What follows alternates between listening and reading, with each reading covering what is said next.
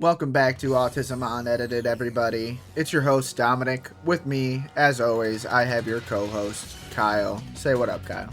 Yo, what up, everybody? I'm cosplaying Dom today. Oh, you. I didn't get it at first, but you're not wrong. I had to re-record this. I started doing the Rex Splode feats and I could not talk. Today, we're doing Rex Splode versus Deidara. This fight's going to take place in Chicago. And you might be thinking Rex Splode isn't the strongest, but he has some pretty decent feats that should keep him up with Deidara. And I think there should be some interesting fight interactions happening here. I'm going to go ahead and go over Rex Splode first, and then Kyle's going to go over Deidara.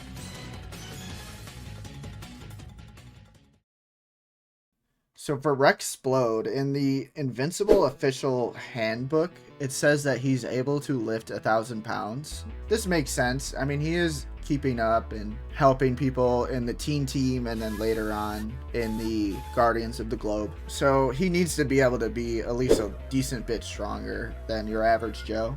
His explosives are where he really has some decent AP feats. His golf ball sized explosions are actually able to kill Komodo after Komodo bites his hand off. And Komodo isn't a slouch when it comes to durability. He's tanking the gun from Cecil without even stopping. He's just walking through it, even laughing at it. And these same rounds are actually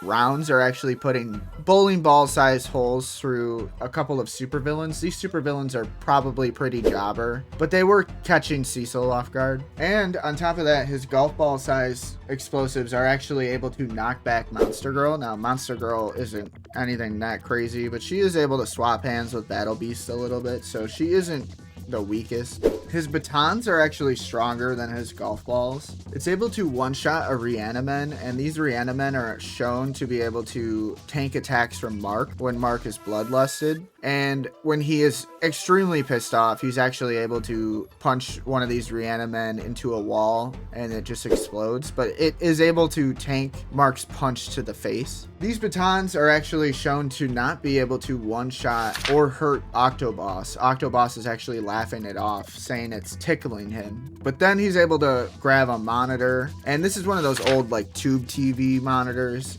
He uses that as an explosive, and that one-shots Octoboss. So his medium-sized objects that he uses are higher AP than his batons. And the Reanimen should be somewhere between mountain to continental durability. I'm gonna just say mountain durability because they're really inconsistent. Sometimes they get one shot by Mark, and they always get one shot by Omni-Man. Mark is able to output a decent amount of strength in season 3, and he does run through these Reanimen, but they are able to damage him and they can tank attacks from him. So I think mountain level durability for them isn't too crazy, and his batons AP wise should be around mountain level. I don't know where you want to put the medium explosives, somewhere higher than that. And his final AP feat is when he blows up his entire skeleton to kill an invincible variant. His self-sacrifice works and that variant is taken out. Rest in peace, my boy Rex Splode. Now, I would definitely be leaving Adam Eve if she said what she said at the funeral. I'm just saying.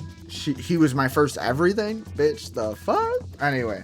When it comes to his durability, he actually can tank some hits from Monster Girl. He's pretty messed up after this, but he can still, move around and joke it off. He's also able to tank Powerplex, and this doesn't seem like a crazy feat or anything, but Powerplex is shown to be able to explode cars. Now, that still isn't the craziest durability feat, but it just shows you that he's fine. I mean, he literally gets back up and shakes it off like it was nothing, so that's an interesting thing. And unlike the show, when he fights the Lizard League and gets shot, he actually does not go down until he kills King Lizard, or whatever the hell that guy's name is. And he doesn't go down until the reinforcements show up and spot him all bloodied up. So I think that's a pretty good durability feat right there. He's able to fight even though he has a bullet through his head. When it comes to his speed, he's able to blitz a room of goons completely without having any issues. They all die before any of the explosives go off, and he's out of the building.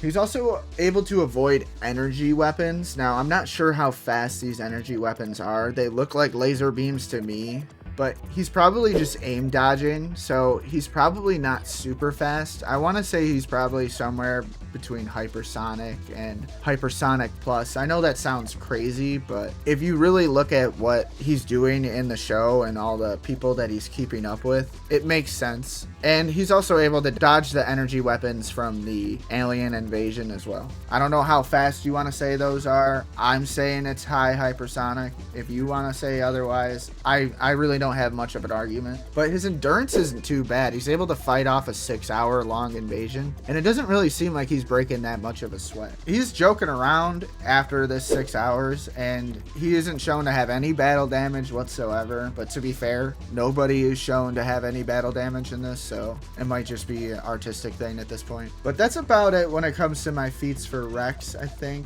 I guess if you want to say, like, the Mark variants that he's fighting are capable of hypersonic travel. They're able to go to different continents. And another bit of AP would be, like, the Reanimen are able to kill the Mark variants, but they're not able to survive getting killed by his batons. So I think it just goes to show you that, you know, he's up there when it comes to AP and when it comes to speed as well. But that's about it when it comes to Rex Splode. Do you have any problems or anything that you wanted me to elaborate on, Kyle? Nothing that's your fault. I do think the show has a lot of inconsistencies with like the power scaling as far as like the Reanimen and like AP of certain things, but I think you did well considering what you had to deal with.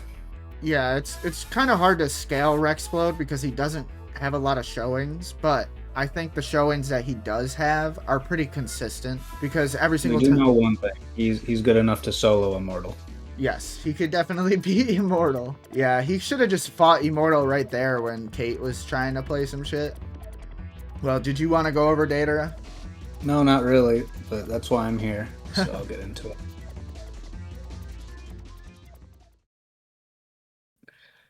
Deidara from Naruto. I'm gonna go over his speed first, as usual. He can react and dodge Sasuke. I don't know how consistent this is because Sasuke during that fight wasn't really intending to kill him. I don't think. He was more interested in trying to get information about Itachi at the time. Although the fight does devolve into something somewhat serious, so I'm just gonna say he's around Sasuke since he was able to dodge his initial strike, which I got a scan for here. He reacted to it and dodged it. Toby obviously didn't have to, but that's another thing entirely. I think Sasuke at this point in the series should be at least relativistic, maybe sub-relativistic, simply because of where Kakashi is sitting at the end of part 1.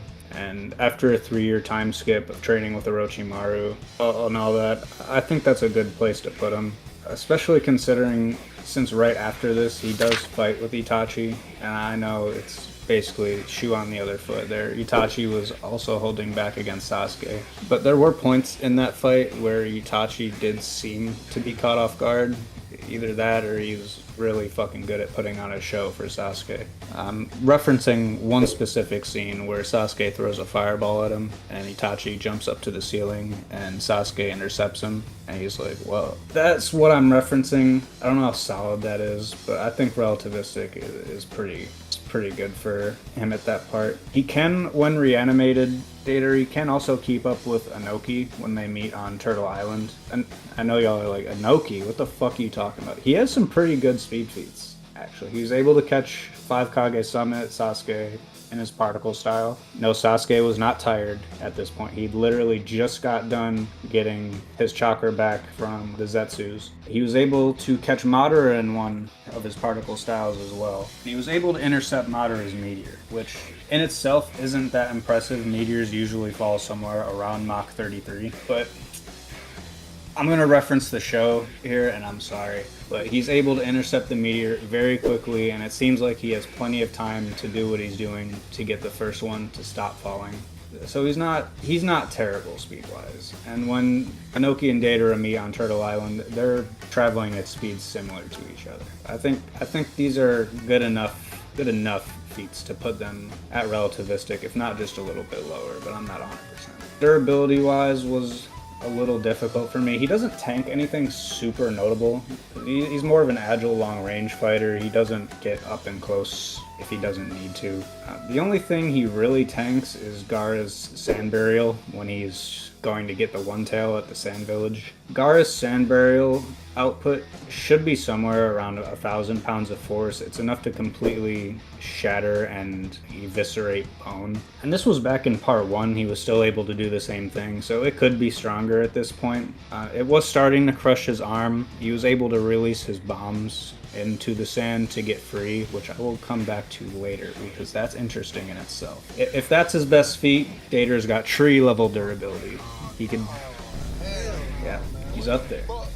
But like I said, he can tank his own smaller explosions. Dom brought up a good point. I brought up he can tank his own explosions because it's his chakra, and there are moments in the series where people can tank their own attacks because it's like molded from their own chakra, which is what he did when he blew his little spider bombs into Gaara's sand. And Dom brought up, how come he was scared to walk on his mines that he had planted when he fought Sasuke? I think primarily because he didn't think Sasuke could see them with his Sharingan, and he just didn't want to give the location away. But it could be that he's just also not able to tank his higher level explosions. If he can, his durability can go a little bit higher. I'm going to put him somewhere around mountain level durability, just because tanking Gaara's sand at this point in the series, Gaara's sand actually isn't as unimpressive as a lot of you might think. He can't outright pierce Gaara's shield, which in itself is pretty interesting because Gaara's shield has been seen to tank some pretty crazy shit.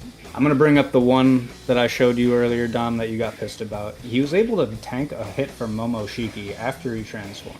Now, this is Boruto series, so it doesn't have a whole lot to do with what I'm talking about right now. But he's also been shown tanking hits from the Raikage in the 5 Kage Summit, who was not holding back. He was trying to fucking end Sasuke right there. He's tanked hits from Madara Susanoo with his sand, 5th Gate Lee in part 1. So it's got pretty good durability, higher than what Deidara's AP would be, because he can't outright pierce it. So I think mountain level is pretty good, because when you get into those higher tier fighters, continental AP is kind of what you're looking at. So I think mountain level is a tier below that. I think it's a pretty good concession. Endurance. Deidara has no endurance. It's as simple as that. It's not that he gets tired easily, it's just that he has to have clay for him to fucking do anything. And if he runs out, he's kind of fucked.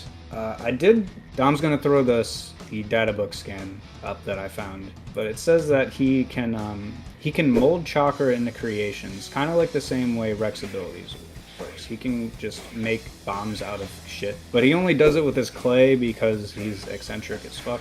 I don't think it's in character for him to use anything other than his clay, but I do think it's interesting. I'm not sure if I interpreted this wrong. Y'all let me know. AP, destructive capability.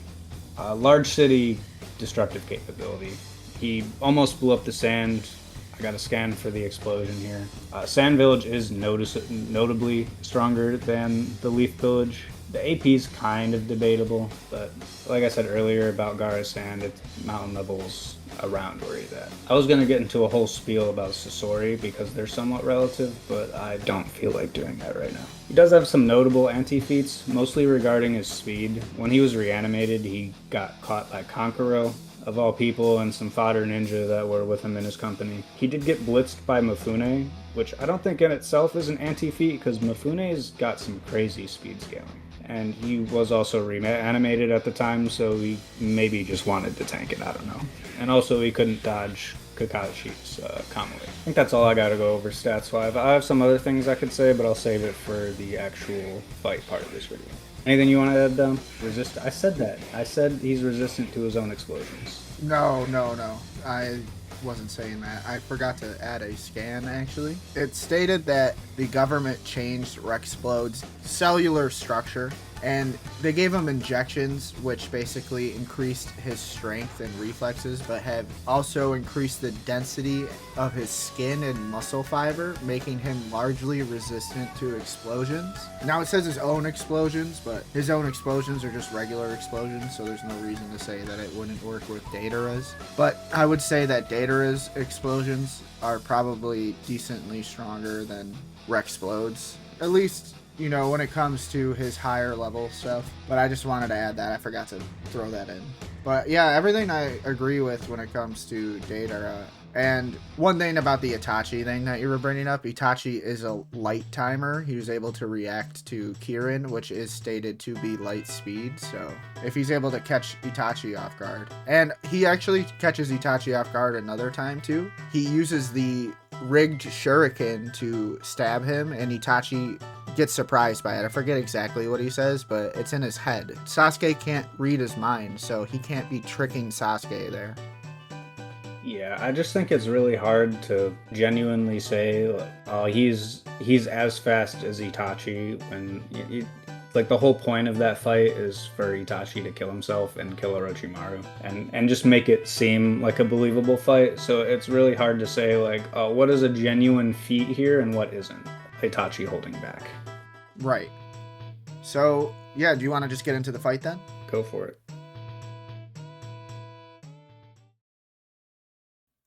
So I don't really have a good win con here. The only way that I think Rex Splode could win this fight is if he goes right off the bat trying to kill Deidara, which is out of character for Rex Splode. But if he were to, say, use something large like a car tire or, you know, a car door, for example, which he can use, which he wouldn't use first. Just bear with me. I'm just saying, if he did use it first, it could theoretically one-shot Deidara. Deidara doesn't have that good of durability, and the explosives that Rex Splode used should be enough to take out Deidara in one shot. However, I think Deidara could react to this. His throwing speed should be faster than his regular speed, but not by much. That's really it for a win con. I really don't know. If Deidara flies away, right, I think he could use the city to get up high enough to try and hit Deidara, but Deidara could just fly higher. And Deidara could also just explode the city, so... Yeah, I think the fight is fairly one-sided, just because most times that we see Deidara in an altercation, he's on his bird, he's flying, he's up in the air. Rex is more of a close to mid-range fighter, where Deidara is like strictly a long-range fighter. And simply because all of Deidara's clay is sentient and can move on its own, it'd be very troublesome for him. He has the bomb clone like Itachi does that's made out of clay. He has snakes, he's got bugs, like spiders and flies, small shit. He has his C2 or C3 dragon. He can make mines, he can make... What are those things from Dead Space called? The necromorphs?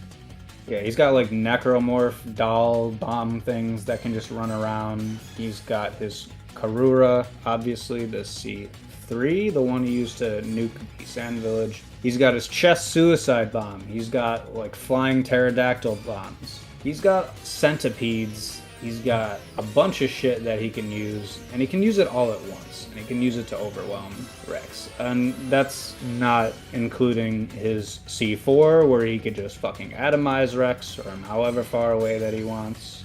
He could just nuke the entire city. He's got a lot more versatility than Rex does in this fight.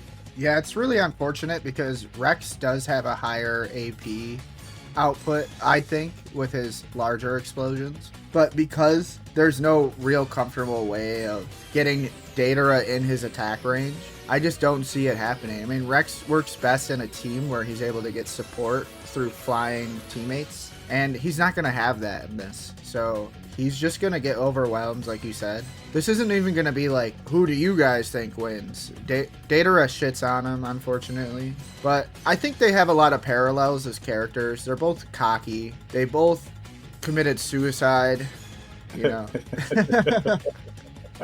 Deidara's didn't work, but Rex's did.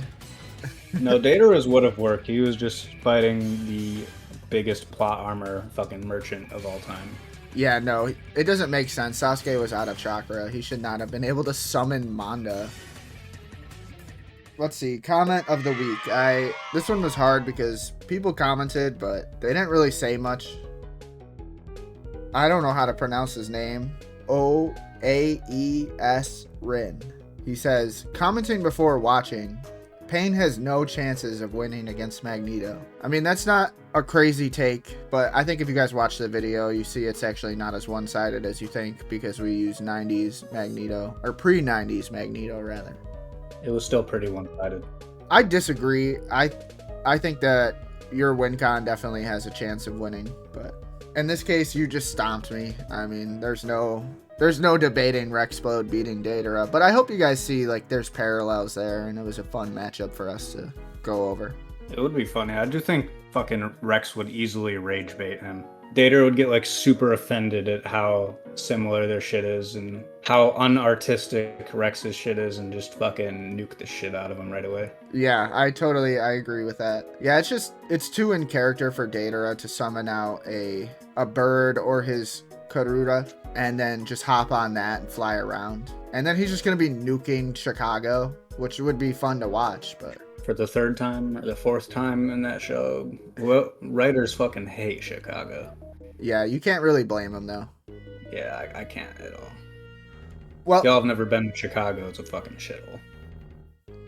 I hope you guys had a good time watching our episode. Make sure you click that like button and subscribe for sure.